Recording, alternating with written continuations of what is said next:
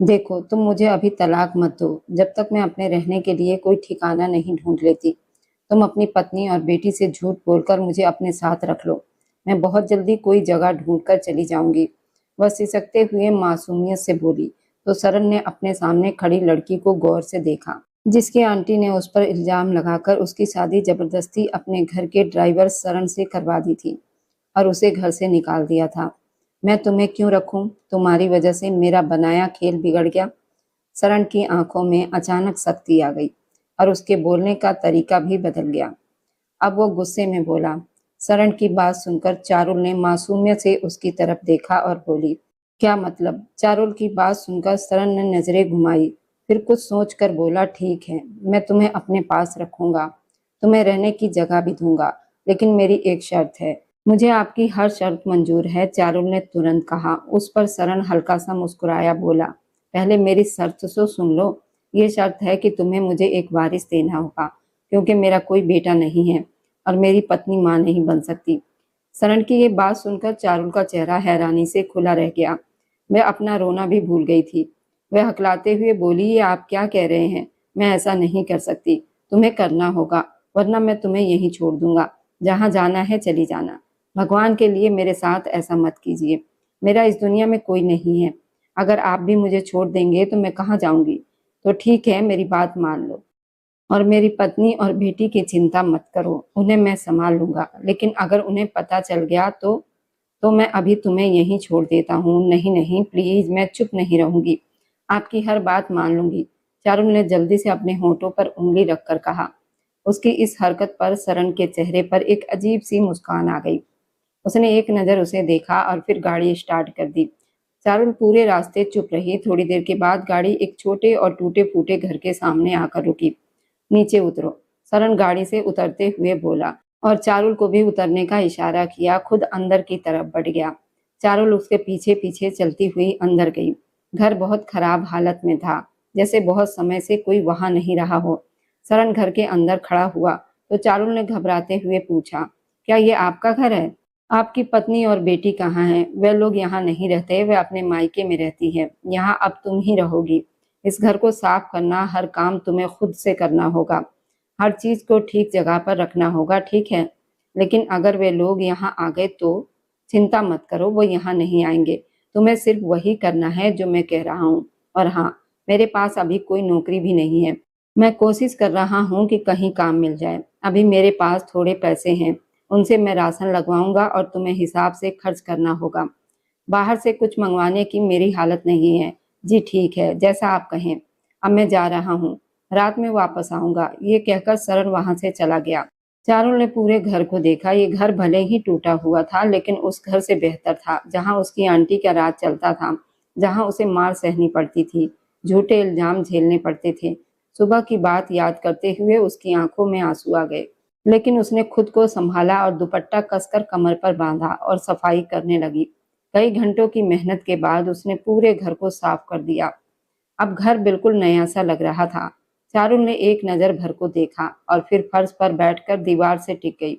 जैसे ही अपनी आंखें बंद की, सुबह का दृश्य उसके सामने घूम गया। देखो, अगर तुम मेरी बात मान लोगे तो मैं माँ से कहकर तुम्हारी तनख्वाह बढ़वा दूंगी और तुम जो कहोगे मैं करूंगी। बस एक बार मेरे साथ मेरे मंगेतर बनकर कॉलेज की पार्टी में चलो। मैं सबको दिखाना चाहती हूँ कि तुम जैसा अच्छा इंसान मेरा साथी है। रैना ने सरन का हाथ पकड़कर विनती की। उस पर सरन ने उसकी आंखों में देखा। तभी चारुल वहां आई और बोली, मैडम, आप क्या कह रही हैं? आपने इनका हाथ क्यों पकड़ा है? चारुल की आवाज सुनकर रैना ने गुस्से से उसे देखा और बोली, तुम यहाँ से जाओ और देखो अंकल आंटी यहाँ ना आ जाए। फिर वह सरन की तरफ मुड़ी और बोली, आप चलिए ना मेरे साथ। चारुल चुपचाप वहां से हट गई और सरन रैना के साथ चला गया। पार्टी में पहुंचकर रैना ने सबको बताया, ये सरन है, मेरे मंगेतर। एक लड़की सरोज ने तंज कसते हुए कहा, सच में ये तुम्हारा मंगेतर है या किराए का है? रैना गुस्से में बोली, बकवास मत करो। सरोज बोली, सच ही तो कह रही हूँ, ये तुम्हारे जैसा नहीं लगता। फिर उसने सरन से पूछा, क्या आपको ये पैसे देकर लाई है? रैना नाराज हो गई, लेकिन सरोज नहीं रुकी और बोली, आपको पता है ये लड़की कैसी है? ये आज आपको लाई है, कल आपकी दौलत पर जिएगी और परसों किसी और के पीछे भाग जाएगी। रैना गुस्से में बोली, अपनी जुबान संभालो, नहीं तो मैं तुम्हारा मुंह तोड़ दूंगी। सरोज हंसते हुए बोली, मुंह तोड़ना तो तुम्हारी आदत है। जैसे तुमने आरिका, ईशान, सुदीप के साथ किया था, अब बताओ अलग कौन है? उसकी ये बात सुनकर सरण सोच में पड़ गया और वहीं खड़ा सब देखता रह गया। मगर अब और नहीं। तुमने जिन जिन के साथ खेलना था खेल लिया, लेकिन अब मैं तुम्हें किसी और की जिंदगी के साथ खेलने नहीं दूंगी। तुम जैसी लड़की की वजह से बाकी लड़कियों को धोखा मिलता है, उनकी जिंदगी पर दाग लग जाता है, सिर्फ तुम्हारी जैसी लालची और चालाक लड़कियों की वजह से। और आप मुझे बताइए, आपने इस लड़की में ऐसा क्या देखा या आपने इससे शादी कर ली? सरोज की बात सुनकर सरण हैरान रह गया। उसके होठों से अटके हुए शब्द निकले तो सरोज ने ताली बजाते हुए सबकी तरफ देखा और बोली, अरे वाह, इनकी शादी हो गई और दूल्हे को ही नहीं पता। तभी आरिक वहां आ गया और बोला, तुम यहाँ क्या कर रही हो? चलो मेरे साथ। एक मिनट आरिक, मुझे अपनी बात पूरी करने दो, सरोज बोली। मैं कह रहा हूं ना, चलो यहाँ से, आरिक ने गुस्से में कहा। मैं कहीं नहीं जाऊंगी। आज अगर किसी में हिम्मत है तो मुझे डटकर दिखाए। आज मैं इस लड़की की सच्चाई सबके सामने लाकर रहूंगी। आप अगर अभी इसी वक्त इस लड़की को छोड़ देंगे तो आपके लिए अच्छा होगा, नहीं तो ये देख रहे हैं ना आप। सरोज ने आरिक का हाथ आगे किया जहां पट्टी बंधी हुई थी। बोली, आपका हाल भी ऐसा ही होगा। सरन ने हैरानी से उसकी तरफ देखा और बोला, क्या मतलब है तुम्हारा? साफ साफ बताओ। ललिता ने बीच में आते हुए कहा, सरन आप मेरे साथ चलिए, ये लड़की पागल हो गई है और बेकार की बातें कर रही है। और उसने सरन का हाथ पकड़कर खींचना चाहा, लेकिन सरन ने झटका देकर अपना हाथ छुड़ा लिया और बोला, मैं तुमसे पूछ रहा हूँ ये क्या कह रही थी, सच बताओ। सरोज बोली, सच सुनना है तो सुनिए। ये रैना लड़कों के साथ समय बिताती है और फिर उनकी वीडियो बना लेती है, जिससे उनकी इज्जत खत्म हो जाती है। और यही इसने मेरे भाई जैसे आरिक के साथ किया। इसने ऐसी वीडियो बनाई जिसमें ये खुद नजर नहीं आती, लेकिन आरिक साफ दिखता है। फिर जब उसने रिश्ता खत्म करना चाहा तो इसने उससे पैसे मांगने शुरू कर दिए, हर हफ्ते लाखों रुपए। और ये सिर्फ आरिक के साथ नहीं, कई लड़कों के साथ ऐसा कर चुकी है। ये सुनकर सब लोग हैरान रह गए। इससे पहले कि सरोज और कुछ कहती, रैना ने गुस्से में आके उसे जोरदार थप्पड़ मार दिया। सरोज ने आंसुओं से भरी आंखों से अपने गाल को पकड़ा और उसे देखा। तभी सरन ने गुस्से में रैना का हाथ पकड़ लिया और बोला, अगर तुमने दोबारा हाथ उठाया तो मैं भूल जाऊंगा कि मैं यहाँ तुम्हारे साथ आया हूँ। और तुम बताओ आरिक, इसने तुम्हारे साथ ऐसा क्या किया? शरण की बात पर आरिक ने हल्की मुस्कान के साथ कहा, मैंने प्यार की सजा भुगती है। 3 साल तक ये मेरे साथ रही, मैंने इसकी हर इच्छा पूरी की, लेकिन इसने मेरे साथ धोखा किया। मेरी वीडियो बनाकर मुझे पैसे के लिए ब्लैकमेल करने लगी। हर हफ्ते 1 या 2 लाख रुपए मांगती थी। मैं कोई पैसे छापने वाली मशीन नहीं हूँ। शुरू में मैंने इसे पैसे दिए और इसे छोड़ने की भीख मांगी, लेकिन इसने मेरी इज्जत सबके सामने मिट्टी में मिला दी। मेरे माँ बाप के सामने मुझे शर्मिंदा किया, मेरी बहन के सामने ऐसी बातें कही कि मैं खुद बुरा इंसान समझने लगा। इतना कहकर आरिक अपनी बहन सरोज का हाथ पकड़कर वहां से चला गया। सरन ने रैना की तरफ देखा और उसे जोरदार थप्पड़ मार दिया और बोला, मैंने कभी नहीं सोचा था कि मैं तुम्हारे जैसी घटिया लड़की के साथ यहाँ आऊंगा। अगर तुमने फिर कभी मेरे सामने ऊंची आवाज में बात की तो मैं तुम्हारी जुबान खींच लूंगा। मैं तुम्हारा नौकर नहीं हूँ कि हर जगह तुम्हारे साथ हूँ। जैसे जाना है जाओ। इतना कहकर सरन वहां से चला गया और रैना गुस्से से पैर पटकती रह गई। जब रैना घर पहुंची तो उसका चेहरा गुस्से से लाल था। वह अपनी माँ के पास बैठ गई, लेकिन उसके मन में बदला लेने की आग जल रही थी। उसने सोचा, इस छोटे से ड्राइवर की इतनी हिम्मत कि मुझ पर हाथ उठाए, मैं इसे नहीं छोड़ूंगी। तभी उसकी नजर रसोई में काम करती चारुल पर पड़ी और उसके दिमाग में एक चाल आई। वह रसोई में गई और बोली, चारुल इधर आओ। चारुल पास आई तो उसने कहा, सामने वाले कमरे से मेरा सामान ले आओ। चारुल हिचकिचाई और बोली, वह तो ड्राइवर सरन का कमरा है ना, मैं कैसे जाऊं? रैना ने सख्ती से कहा, मुझे बहस पसंद नहीं है। आंटी ने कहा है सामान लाने को, अगर नहीं मानोगी तो तुम्हें पता है क्या होगा। आंटी का नाम सुनते ही चारुल डर गई और कमरे की तरफ चली गई। जैसे ही वह अंदर गई, रैना ने बाहर से दरवाजा बंद कर दिया और अपनी माँ को बुलाने चली गई। उधर सरन जब घर लौटा, कमरे में आया तो उसने चारुल को अंदर देखकर गुस्से में पूछा, तुम यहाँ क्या कर रही हो? चारुल डरते हुए बोली, मुझे आंटी ने भेजा था सामान लेने को। सरन बोला, यहाँ कोई सामान नहीं है। चारुल घबरा गई और दरवाजा खोलने लगी, लेकिन दरवाजा बाहर से बंद था। वह रोने लगी। तभी बाहर से आंटी और रैना की आवाज आई। दरवाजा खुला। आंटी गुस्से में बोली, ये क्या हो रहा है मेरे घर में? रैना ने मौका देखकर कहा, मैं पहले ही कह रही थी ना, इन दोनों का चक्कर चल रहा है। आज रंगे हाथों पकड़े गए। चारुल रोते हुए बोली, नहीं आंटी, मुझे रैना ने भेजा था, लेकिन रैना ने झूठ बोल दिया। आंटी ने सरण की तरफ देखा और बोली, अब इसका एक ही हल है, शादी अभी इसी वक्त। तुम दोनों की शादी होगी और तुम इसे लेकर यहाँ से चले जाओगे। चारुल फर्श पर बैठकर रोने लगी और रैना मुस्कुरा रही थी, क्योंकि उसने बदला ले लिया था। बाद में रैना अपनी माँ से बोली, आपने बहुत अच्छा किया, दोनों से छुटकारा मिल गया। उसकी माँ बोली, याद रखो ये घर चारुल के पिता का है, लेकिन अब हमें कोई डर नहीं। तभी दरवाजे पर दस्तक हुई। सरण कुछ सामान लेकर आया। उसने चारुल को सामान देकर कहा, खाना बना लेना, और चला गया। चारुल चुपचाप उसे देखती रही। उसके लिए इतना ही काफी था कि उसे रहने की जगह मिल गई थी। उधर सरण अपनी माँ दुर्गा के पास पहुंचा। उसने कहा, माँ, आपकी इच्छा पूरी हो गई, मैंने शादी कर ली। शादी कर चुका हूँ। शादी कर चुके हो? मगर किससे और कब? तुमने मुझे पहले क्यों नहीं बताया? कौन है वो लड़की? कहाँ से है? और अभी कहाँ है? माँ, एक समय में एक सवाल पूछिए, इतने सवाल करोगी तो मैं कैसे जवाब दूंगा? सरण अपनी माँ दुर्गा को गले लगाकर मुस्कुराते हुए बोला। उस पर उसकी माँ ने नाराज नजरों से उसे देखा। अच्छा ठीक है, बता रहा हूँ। वह लड़की बहुत सीधी और मासूम है। उसे लगता है कि मैं पहले से शादीशुदा हूँ। पता नहीं उसके दिमाग में ये गलत बात किसने डाल दी है। अब मुझे उसकी ये गलतफहमी दूर करनी है और उसे ये भी सिखाना है कि अपने हक के लिए आवाज कैसे उठाते हैं। सच कहूँ तो वह आपकी जवानी की परछाई लगती है, जैसे मेरी माँ मेरे सामने जवान होकर खड़ी हो गई हो। दुर्गा ने हैरानी से उसे देखा और बोली, आखिर ऐसी कौन है जिसने मेरे बेटे को इतना बदल दिया जो मुझे उसमें दिखने लगी है? सरन ने मुस्कुराकर कहा, मेरी माँ तो मेरे लिए सबसे पहले है, लेकिन जब आप उससे मिलेंगी तो आपको खुद समझ आ जाएगा। बस आप मुझसे वादा कीजिए, सच्चाई जानकर तुरंत फैसला नहीं करोगी। कैसी सच्चाई? दुर्गा की आवाज गंभीर हो गई तो सरन ने कहा, चिंता मत कीजिए, ऐसा कुछ भी नहीं है जैसा आप सोच रही हैं। आपने दवाई ली? दुर्गा ने कहा, ले ली। सरन बोला, अब अपना ध्यान रखिए, क्योंकि अब आपको अपनी छोटी बहू को भी संभालना होगा। मुझे नहीं लगता वह खुद को संभाल पाएगी। दुर्गा हंसकर बोली, मेरी बहू की बुराई मत करो, नहीं तो कान खींचूंगी तुम्हारे। और वैसे भी जिसे मेरा बेटा पसंद करे वह गलत नहीं हो सकती। सरन मुस्कुरा दिया और कुछ देर माँ से बातें करता रहा। तभी उसका फोन बजा। वो बोला, माँ आप आराम करें, मैं जरूरी फोन सुनकर आता हूँ, और वहां से चला गया। फोन पर उसने सख्ती से कहा, जल्दी से सारे कागज तैयार करो, डॉक्टर की रिपोर्ट, फाइलें, सब कुछ 3 दिन में चाहिए। मैंने पहले ही बहुत समय दे दिया है। अगर 3 दिन में काम नहीं हुआ तो चौथा दिन तुम्हारे लिए नहीं होगा। फोन बंद करके वह अपने कमरे में गया, जहाँ एक पुरानी तस्वीर लगी थी। उसने सिगरेट जलाई और गुस्से से बोला, 20 साल मैंने अपनी माँ को तड़पते देखा है, हर आंसू का हिसाब लूंगा मैं तुमसे तेजवीर। तुमने मेरी माँ को दुख दिया, मुझे नाजायज कहकर अपनी जिंदगी से बाहर किया। सब कुछ जानने के बाद भी तुमने मेरी माँ को धोखा दिया। अब तुम्हारी बर्बादी तय है। वह गुस्से में तस्वीर फेंककर कमरे से बाहर निकल गया। रात गहरी हो चुकी थी। चारुल ने मेहनत से दाल और चावल बनाए, 2 प्लेटें लगाई और सरन का इंतजार करने लगी, लेकिन वह नहीं आया। उसका दिल घबरा रहा था। उसने सोचा, वह शायद अपनी पहली पत्नी और बेटी के पास होगा।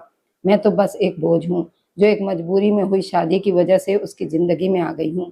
उसके आंखों से आंसू गिर पड़े। उसे सरन की वह शर्त याद आई कि उसे उसकी वारिस देना होगा। उसने ठान लिया कि वह ऐसा नहीं करेगी। 3 दिनों में वो कोई काम ढूंढकर यहाँ से चली जाएगी, सरन से अलग हो जाएगी, ताकि उसकी असली पत्नी और बेटी का हक ना छिने। अगले 3 दिन चारुल ने आसपास काम ढूंढा और आखिर एक छोटे स्कूल में उसे बच्चों को पढ़ाने की नौकरी मिल गई। वह खुश होकर घर लौटी और सोचा शरण को ये बताएगी। तभी दरवाजे पर दस्तक हुई। उसने दरवाजा खोला तो शरण खड़ा था। उसने कहा, तैयार हो जाओ, मेरे साथ चलना है। चारुल घबरा गई और पूछा, कहाँ? शरण ने कहा, तुम्हारी असली जगह, जहाँ तुम्हारा हक है। यह सुनकर चारुल डर गई। उसे लगा वह उसे फिर उसी नर्क में छोड़ देगा जहां से वो आई थी। उसने हाथ जोड़कर कहा, मुझे वहां मत ले जाइए, मैं काम कर लूंगी, बोझ नहीं बनूंगी। लेकिन सरन चुप रहा और उसे चलने को कहा। वह रोती रही, लेकिन सरन उसे लेकर चल पड़ा। उधर उस घर में तेजवीर अंकल लौट आए थे और चारुल को ढूंढ रहे थे।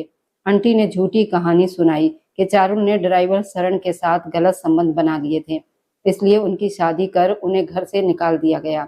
यह सुनकर तेजवीर को झटका लगा। तभी बाहर गाड़ी रुकी।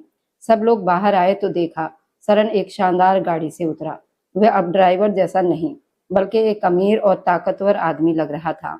उसने दूसरी तरफ का दरवाजा खोला और चारुल को बाहर उतारा। चारुल अपने अंकल को देखकर रोती हुई उनकी तरफ भागी, लेकिन सरन ने उसका हाथ पकड़ लिया और कहा, एक कदम भी आगे नहीं बढ़ाओगी। तेजवीर गुस्से से बोले, तुम्हारी हिम्मत कैसे हुई इस लड़की को छूने की? इसे मैंने बचपन से पाला है, इस पर मेरा हक है।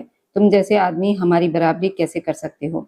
सरन हल्का सा मुस्कुराया और उसकी मुस्कान में ऐसा आत्मविश्वास था जिसने सबको चौंका दिया। सरन ने चारुल को अपने पास खींचते हुए उसके बालों को मुट्ठी में पकड़ लिया था, पर पकड़ नरम थी, लेकिन उसके चेहरे की सख्ती बता रही थी वह कितने गुस्से में है। चारुल अचानक इस हरकत से डर गई। उसकी आंखें हैरानी से फैल गई। छोड़ दो उस बच्ची को, वरना मैं तुम्हें खत्म कर दूंगा, तेजवीर गुस्से से चिल्लाया। सरन ने ठंडी हंसी के साथ कहा, तुम मेरा कुछ नहीं बिगाड़ सकते तेजवीर। सालों के बाद तुम्हारी सबसे बड़ी कमजोरी मेरे हाथ लगी है, तो मैं तुम्हें ऐसे कैसे छोड़ दूं? कौन हो तुम, और मुझसे इस तरह बात करने की हिम्मत कैसे हुई तुम्हारी? तेजवीर गरजा।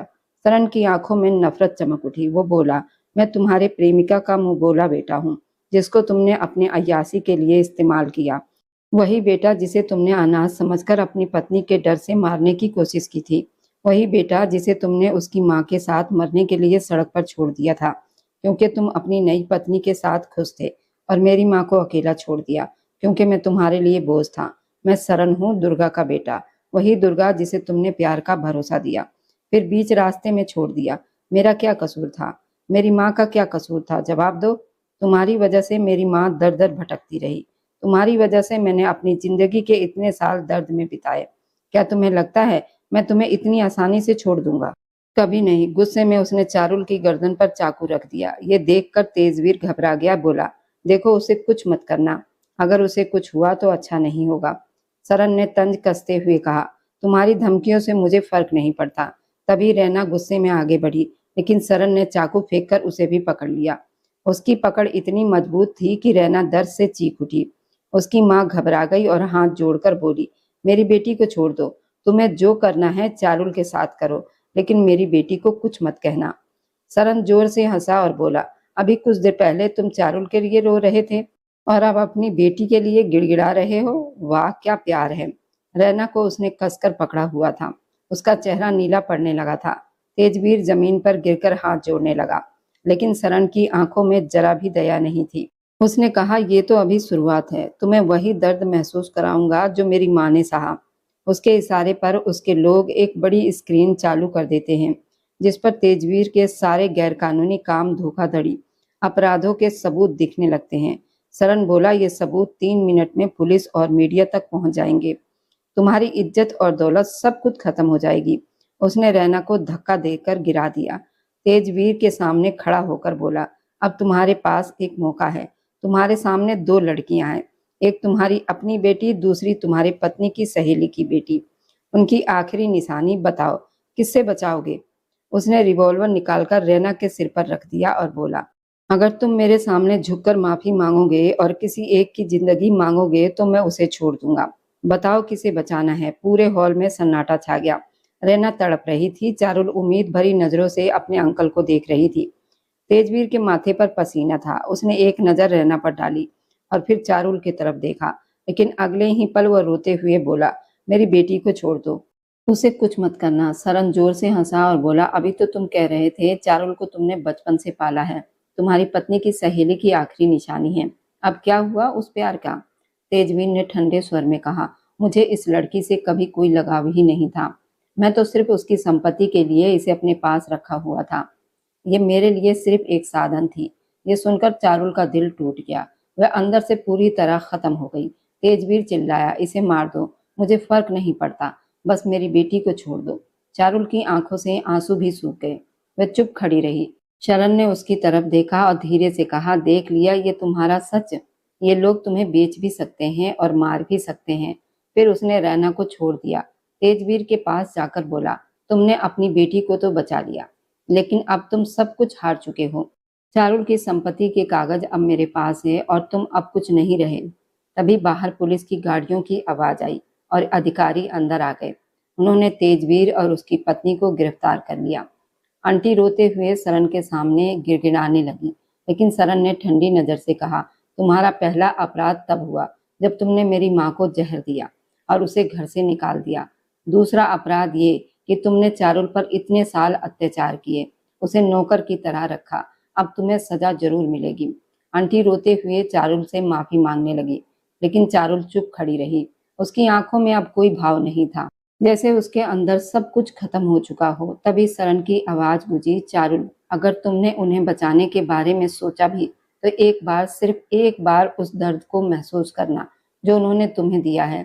ये फैसला तुम्हारा है, मगर याद रखना, तुम्हारे अंकल अब तक वो सांप थे जिन्होंने अपने फायदे के लिए तुम्हें डसा और अब तुम्हारी कुर्बानी देने को भी तैयार हो गए थे। चारुल के होंठ कांपने लगे। उसने अपने अंकल तेजवीर की तरफ देखा जो अब नजरें झुकाए खड़ा था, और फिर अपनी आंटी की तरफ देखा जिसके हाथों के निशान अब भी उसके शरीर पर नील के दाग बनाकर मौजूद थे। चारुल ने गहरी सांस ली और अपनी आंखें बंद कर ली। इन्हें ले जाइए इंस्पेक्टर। उसकी आवाज धीमी लेकिन मजबूत थी। न्याय को अपना काम करने दीजिए। पुलिस सबको पकड़कर बाहर ले जाने लगी। रैना चीखती रही, आंटी रोती रही और तेजवीर सिर झुकाए अपनी बर्बादी की तरफ बढ़ता गया। हॉल में अब सिर्फ सरन और चारुल रह गए थे। चारुल ने एक नजर इस खाली महल पर डाली। वे आजाद थी, लेकिन इस आजादी की कीमत बहुत भारी थी। सरन ने चुपचाप अपना कोट उतारकर चारुल के कंधों पर रख दिया, जैसे उसे भरोसा दिला रहा हो अब कोई उसे छू भी नहीं सकता। सरन की गाड़ी एक बहुत बड़े और शानदार घर के सामने रुकी। चारुल, जो अब तक सदमे में थी, बाहर का नजारा देखकर रुक गई। ये वो टूटा हुआ घर नहीं था जहां सरन उसे पहले लेकर गया था। ऊंची दीवारें, चमकती रोशनी और बड़ा सा बगीचा देखकर उसे अपनी आंखों पर यकीन नहीं हुआ। नीचे उतरो चारुल, सरन ने नरम लेकिन सख्त आवाज में कहा। चारुल जैसे किसी सपने में उसके पीछे चल पड़ी।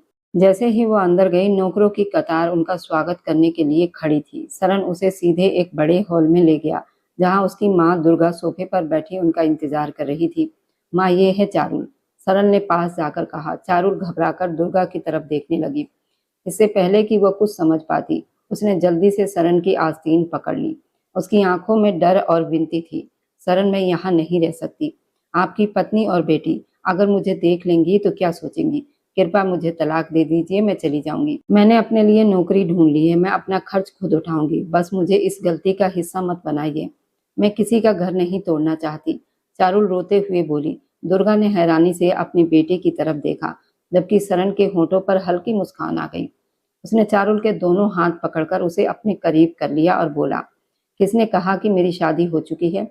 शरण की आवाज अब पहले जैसी सख्त नहीं थी, बल्कि उसमें अपनापन था। चारुल चौंक गई और बोली, लेकिन आपने खुद कहा था आपकी पत्नी मां नहीं बन सकती, और आपकी एक बेटी भी है। सरन हंस पड़ा और उसकी मां भी मुस्कुराने लगी। चारुल, वह सब एक योजना थी। सरन ने उसकी आंखों में देखते हुए कहा, तुम इतनी डरी हुई थी, अगर मैं सच बता देता तो मुझ पर भरोसा नहीं करती। मुझे तुम्हें उस माहौल से निकालने के लिए एक कारण चाहिए था, इसलिए मैंने वो झूठ कहा। मेरी कोई पत्नी नहीं और ना ही कोई बेटी है। तुम खुद सोचो, मेरी शादी नहीं हुई, ना ही मेरी बेटी है। तुम इतनी डरी हुई थी, छोटी सी बात मैं नहीं समझ पा रही थी। मैंने अपनी जिंदगी के साल सिर्फ अपनी माँ के लिए जिए हैं, और तुम्हारी आंखों में भी वही दर्द देखा, इसलिए मैंने ये सब किया। दुर्गा आगे बढ़ी और चारुल का माथा चूमते हुए बोली, स्वागत है बेटी। शरण ने तुम्हारे बारे में सच कहा था। अब ये तुम्हारा घर है और यहाँ तुम्हें किसी से डरने की जरूरत नहीं है। चारुल की टांगें कांप गई और वह सोफे पर बैठकर रोने लगी। ये आंसू दर्द नहीं बल्कि राहत और सुकून के थे। और रोशनी से जगमगा रहा था, और कुछ समय के बाद वही चारुल जो कभी दुखों में डूबी थी, आज लाल रंग के सुंदर विवाह के जोड़े में किसी रानी से कम नहीं लग रही थी। उसके कपड़ों पर सुनहरी कढ़ाई उसकी सुंदरता को और बढ़ा रही थी। दूसरी तरफ शरण सफेद और गहरे लाल रंग की शेरवानी में बहुत ही आकर्षक लग रहा था। उसके चेहरे की शक्ति अब सुकून से भरी मुस्कान में बदल चुकी थी। जब शरण ने चारुल का हाथ थामा तो चारुल के चेहरे पर शर्म और खुशी दोनों झलकने लगी। आज दोनों के दिलों में एक नई जिंदगी की शुरुआत और सच्चे प्रेम का एहसास था। आज दुर्गा ने अपने बहू और बेटे को गले लगाकर अपनी 35 साल पीछे की कहानी सुनाने बैठी थी, जो बहुत ही दर्दनाक थी। ये कहानी 35 साल पहले की है, जब दुर्गा एक अनाथ आश्रम में पली बड़ी थी, जहाँ हर सुबह उसके लिए बस एक नई लड़ाई लेकर आती थी। अपनों का प्यार क्या होता है ये उसने कभी जाना ही नहीं था। उसी आश्रम में देखभाल करने वाला था तेजवीर, बाहर से सभ्य और भीतर से बेहद चालाक आदमी। दुर्गा की खूबसूरती पर उसकी नजर पड़ी तो वो उसे पाने के लिए बेचैन हो उठा। दुर्गा सच्चे दिल वाली थी और ऐसे छल कपट को समझ नहीं पाती थी। तेजवीर ने मीठी बातों और झूठे वादों का जाल बुनकर उसे अपने भरोसे में ले लिया। उसने शादी का वादा किया। दुर्गा ने उस झूठ को ही अपनी दुनिया मान लिया। उसी दौरान 2 महीने का एक मासूम बच्चा अनाथ आश्रम में आया, जिसके माता पिता एक हादसे में जलकर मर चुके थे। वह बच्चा था सरन। दुर्गा ने उसे पहली बार गोद में लिया तो जैसे उसके सूने दिल में पहली बार ममता जागी। उसने उसे अपने सीने से लगाकर अपना सब कुछ मान लिया। वह जानती थी अनाथ होना कैसा होता है, इसलिए उसने सरन को अपने बच्चे की तरह पालना शुरू कर दिया। उधर तेजवीर का खेल पूरा हो चुका था। उसने दुर्गा की मासूमियत और उसकी खूबसूरती का फायदा उठाया और फिर एक दिन बिना कुछ कहे उसे छोड़कर अपने घर वालों की पसंद से दूसरी शादी कर ली। दुर्गा फिर से अकेली रह गई, लेकिन इस बार वह अकेली नहीं थी। उसके पास सरन था। उसने अपने आंसुओं को छुपाकर उसे पालना जारी रखा, लेकिन उसके दिल में तेजवीर की धोखेबाजी का जख्म हमेशा ताजा रहा। साल बीतते गए, सरन बड़ा होता गया। एक दिन जब उसे अपनी माँ की पूरी कहानी पता चली तो उसकी आंखों में आग भर गई। उसने उसी दिन कसम खाई कि वह अपनी माँ के हर आंसू का हिसाब तेजवीर से लेगा। और फिर शुरू हुआ उसका खेल। उसने अपनी असली पहचान छुपाकर एक साधारण ड्राइवर बनकर तेजवीर के घर में कदम रखा, लेकिन ये उसे नहीं पता था वहां उसे अपनी माँ की ही परछाई मिलेगी। वही थी चारुल, एक मासूम लड़की जो अपने ही घर में नौकर की तरह जी रही थी, आंटी और अंकल के अत्याचार सहती हुई। उसकी आंखों में वही दर्द था जो कभी दुर्गा की आंखों में था। सरन का दिल पहली बार अपने बदले की आग से हटकर किसी और के लिए धड़क उठा। उसने चारुल को बचाने का फैसला किया। हालात ऐसे बने, उसे उससे शादी करनी पड़ी।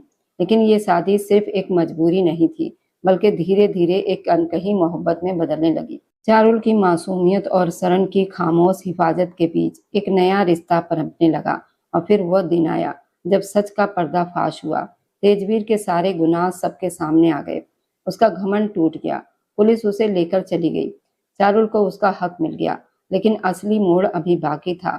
जब चारुल को पता चला सरन ने जो कुछ भी किया वह सिर्फ बदले के लिए नहीं, बल्कि उसके लिए भी था। उसके दिल में सरन के लिए एक नया एहसास जन्म ले चुका था। और फिर एक भव्य समारोह में, जहां चारों तरफ रोशनी और खुशियां थी, सरन ने सबके सामने चारुल का हाथ थामा और कहा, यह सिर्फ एक समझौता नहीं था, ये मेरी जिंदगी का सबसे सच्चा फैसला था। और तभी अचानक एक और सच सामने आया। दुर्गा की आंखों में आंसू थे, लेकिन इस बार वह खुशी के थे, क्योंकि उसका बेटा सिर्फ बदला लेने वाला नहीं, बल्कि किसी की जिंदगी बचाने वाला इंसान बन चुका था। उसी पल चारुल ने सरन की तरफ देखा और उसकी आंखों में वह सुकून पाया जो उसने कभी सपने में भी नहीं सोचा था। और कहानी का अंत एक ऐसे दृश्य के साथ हुआ जहां अंधेरे से निकलकर रोशनी में खड़े 2 लोग सिर्फ एक दूसरे का हाथ थामे नहीं थे, बल्कि एक नई जिंदगी की शुरुआत कर रहे थे, जहां बदले की आग मोहब्बत की रोशनी में बदल चुकी थी। और ये कहानी सिर्फ दर्द की नहीं, बल्कि उस जीत की बन गई जहां सच्चाई और प्यार ने हर साजिश को हरा दिया। सुहाग रात की सजी हुई सेज पर बैठी चारुल अभी भी शक के एक भंवर में फंसी हुई थी। जैसे ही सरन कमरे में आया, वह तुरंत उठ खड़ी हुई, उसके पास गई, उसके पैर छुए, अपने पति सरन का आशीर्वाद लिया। फिर उसका हाथ अपने सिर पर रखते हुए धीमी लेकिन कांपती आवाज में बोली, मैं एक बात साफ करना चाहती हूँ। उस रात तुम और रैना एक दूसरे के इतने करीब होकर क्या कर रहे थे? मेरा दिल बहुत घबरा रहा था, लेकिन मैं चुपचाप तुम दोनों की बातें सुन रही थी, क्योंकि अगर मैं वहां जाती तो रैना मुझे मार डालती। वो कह रही थी कि मैं तुम्हारी पत्नी को मुंह मांगी कीमत दूंगी और तुम मुझसे संबंध बना लो, मैं तुम्हें वारिस दूंगी। सरन, तुम मुझे बेहद पसंद हो। तुम सोच भी नहीं सकते कि मैं तुम्हें कितना चाहती हूँ। और तुम बस चुपचाप उसकी आंखों में देख रहे थे। उस वक्त मुझे बहुत डर लग रहा था, लेकिन मैंने कुछ नहीं कहा। अब बताओ सच्चाई क्या थी? मुझे अभी भी शक है, कहीं तुम सच में शादीशुदा तो नहीं हो? बताओ सरन, आखिर क्या था वह जो तुम दोनों के बीच कई महीनों से चल रहा था? और जब भी मेरी नजर पड़ती तुम दोनों अचानक चुप क्यों हो जाते थे? एक बात और बताओ सरन, तुम मुझे पहले से ही पसंद थे, लेकिन जब मैंने सुना कि तुम्हारी बीवी और बच्चा है और तुम रैना के साथ इतने करीब हो, तब मुझे तुमसे नफरत होने लगी थी। तुम कितने धोखेबाज निकले। जो अपनी पत्नी के नहीं हो सकते तो किसी और के क्या होगे? चारुल की आंखों में आंसू थे, आवाज में टूटन साफ झलक रही थी। शरण ने गहरी सांस ली और उसके करीब आकर बोला, जो तुमने देखा वह सब सच नहीं था। तुम अभी भी गलतफहमी में जी रही हो। रैना एक चालाक और चरित्रहीन लड़की थी। मुझे देखते ही उसकी नीयत खराब हो जाती थी। उसके कॉलेज में एक अमीर लड़का था जिसे वो पाना चाहती थी और उसी के लिए वो मेरा इस्तेमाल करना चाहती थी ताकि मैं उसका नकली मंगेतर बन जाऊं। पूरे कॉलेज में मैं सबसे अलग और अच्छा दिखने वाला था। कोई सोच भी नहीं सकता था कि मैं किसी गलत काम में शामिल हो सकता हूँ। वो मुझे अपने साथ कॉलेज ले गई थी अपने मतलब के लिए, लेकिन मैंने उसकी चाल उसी पर उल्टी कर दी। घर आने के बाद उसने सोचा कि उसने बहुत बड़ा खेल खेल लिया है तुम्हें मेरे कमरे में भेजकर, लेकिन वह भी मेरे ही प्लान का हिस्सा था। उस दिन तुम मेरे बहुत करीब खड़ी थी। तुम्हारे सूट के अंदर से तुम्हारी धड़कनें तक मुझे महसूस हो रही थी और सच कहूँ तो मुझे खुद पर काबू करना मुश्किल हो रहा था क्योंकि मैं सच में तुमसे प्यार करने लगा था, लेकिन मुझे अपने प्लान के अनुसार चलना था। इसलिए मैंने अपने दिल की बात तुमसे नहीं कही। अब जब तुम मेरी पत्नी हो और हमारी सुहाग रात है, तो मैं चाहता हूँ कि तुम्हें हर सच पता हो। रैना ने कई बार कोशिश की कि मैं उसके करीब आ जाऊं, लेकिन मैं इतना गिरा हुआ इंसान नहीं हूं कि किसी लड़की का फायदा उठाऊं। उसने कई बार मुझे अकेले में पकड़ने की कोशिश की, लेकिन हर बार मैं खुद को बचा लेता था क्योंकि मेरे दिल में सिर्फ तुम थी। शादीशुदा होने का जो नाटक था वो भी मैंने उससे बचने के लिए किया था ताकि वो मुझसे दूर रहे। मैंने बेटी होने की बात भी इसी वजह से कही थी और तुमने वो सब कुछ सुन लिया, जिससे तुम्हारे दिल में गलतफहमी बैठ गई। सरण की आवाज अब धीमी और सच्चाई से भरी हुई थी। वह आगे बोला, आज मैं तुम्हारे सामने खड़ा हूँ। जो सजा देनी है दे दो, मारो पीटो, लेकिन एक बार मेरे दिल को देखो। इसमें सिर्फ तुम्हारा नाम है। मैं सच में तुम्हारे लिए पूरी दुनिया से लड़ सकता हूँ। और जहां तक तेजवीर की बात है, उसे तो ये भी नहीं पता था कि मेरे नाम करोड़ों की संपत्ति है। मेरे माता पिता के मरने के बाद सरकार ने वह सारी संपत्ति अनाथ आश्रम को दे दी थी। जब मैं 18 साल का हुआ तब वो सब मेरे नाम हो गई। वकील साहब ने मुझे बताया कि मैं करोड़ों का मालिक हूँ और अपनी माँ को लेकर अपने घर जा सकता हूँ, क्योंकि जिसने मुझे बिना लालच के पाला उस दुर्गा का मुझ पर सबसे पहला हक है। इसलिए मेरी जिंदगी में सबसे पहला हक मेरी माँ का है और दूसरा हक तुम्हारा। अब बताओ चारुल, क्या तुम मुझे स्वीकार करती हो? ये सुनते ही चारुल की आंखों से आंसू बहने लगे। वो बिना कुछ सोचे सरण के सीने से लिपट गई और रोते हुए बोली, मुझे माफ कर दो। आज मुझे यकीन हो गया कि तुम सच में एक फरिश्ता हो। तुम्हारे अपने माता पिता नहीं थे और फिर भी तुमने कई जिंदगियों को टूटने से बचाया, मेरी और दुर्गा माँ की। अगर मैं तुम्हें भगवान कहूँ तो भी कम होगा। इतना कहकर वह उसके पैरों में झुक गई और बोली, अगर मुझे कोई गलती हुई तो मुझे माफ कर दो और मुझे अपने पास रख लो। सरन जो कब से उसे प्रेम करता था, तुरंत उसे उठकर अपने सीने से लगा लिया और उसी पल उनकी सारी गलतफहमियां खत्म हो गई और उनकी जिंदगी सच्चे प्यार से भर गई।